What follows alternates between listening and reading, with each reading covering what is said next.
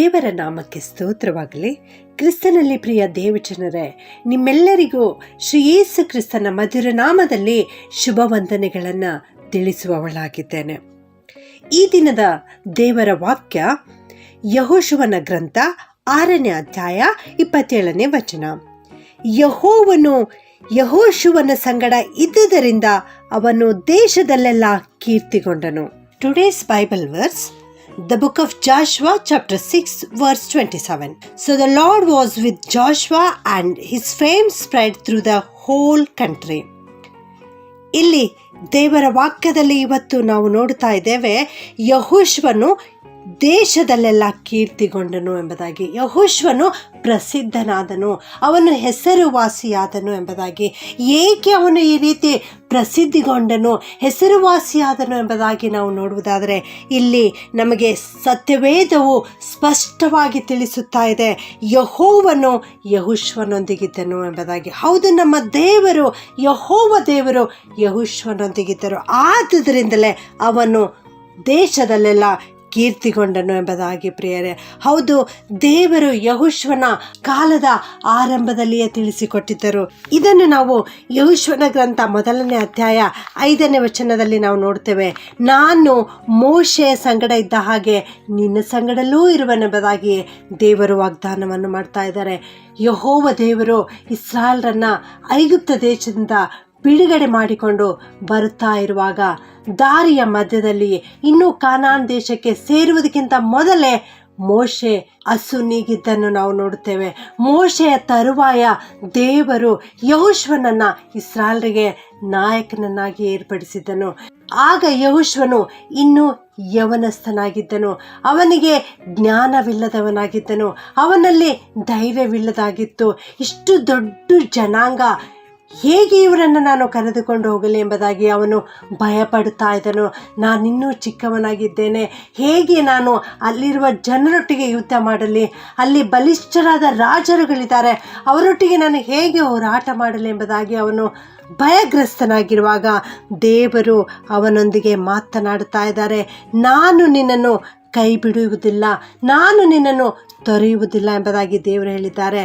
ನೀನು ಸ್ಥಿರಚಿತ್ತನಾಗಿರು, ನೀನು ಧೈರ್ಯದಿಂದಿರು ಎಂಬುದಾಗಿ ದೇವರು ಅಲ್ಲಿ ಅವನನ್ನು ಧೈರ್ಯಪಡಿಸುತ್ತಾರೆ. ಆದುದರಿಂದಲೇ ಅವನು ಧೈರ್ಯಗೊಂಡನು, ಇಸ್ರಾಯೇಲರನ್ನ ನಡೆಸಿಕೊಂಡು ಹೋದನು.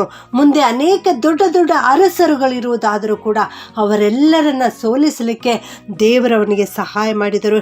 ಯೆರಿಕೋ ಪಟ್ಟಣವು ದೊಡ್ಡದಾದ ಪಟ್ಟಣ, ದೊಡ್ಡ ದೊಡ್ಡ ಗೋಡೆ, ಅಷ್ಟು ದೊಡ್ಡದಾದ ಗೋಡೆಯನ್ನು ಸ್ತುತಿಯ ಮೂಲಕ ದೇವರು ಬೀಳುವಂತೆ ಮಾಡಿದರು.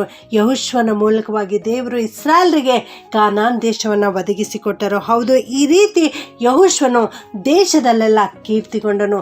ನನ್ನ ಪ್ರಿಯ ದೇವಜನರೇ, ನೀನು ಕೂಡ ಇಂದು ಕೀರ್ತಿಗೊಳ್ಳಬೇಕು, ನನ್ನ ಹೆಸರು ಕೂಡ ಪ್ರಸಿದ್ಧ ಆಗಬೇಕು, ನಾನು ದೇಶದಲ್ಲೆಲ್ಲ ಪ್ರಸಿದ್ಧನಾಗಬೇಕು, ನಾನು ನನ್ನ ಮನೆಯಲ್ಲಿ ಪ್ರಸಿದ್ಧನಾಗಬೇಕು, ನಾನು ನನ್ನ ಕೆಲಸದ ಸ್ಥಳದಲ್ಲಿ ಪ್ರಸಿದ್ಧನಾಗಬೇಕು ಎಂಬುದಾಗಿ ನೀನು ಬಯಸುವುದಾದರೆ ಯೆಹೋಶುವನ ಹಾಗೆ ನೀನು ಮಾಡು.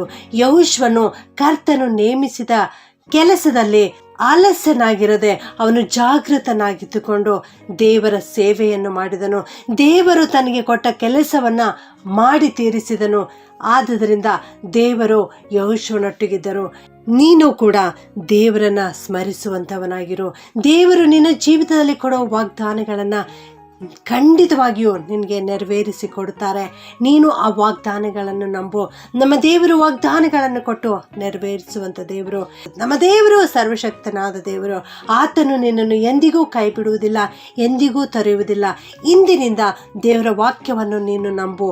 ದೇವರು ಖಂಡಿತವಾಗಿಯೂ ನಿನ್ನನ್ನು ಆಶೀರ್ವದಿಸಿ ನೀನು ಪ್ರಸಿದ್ಧನಾಗುವಂತೆ ಮಾಡುತ್ತಾರೆ. ಪ್ರಾರ್ಥನೆ ಮಾಡಿಕೊಳ್ಳೋಣ.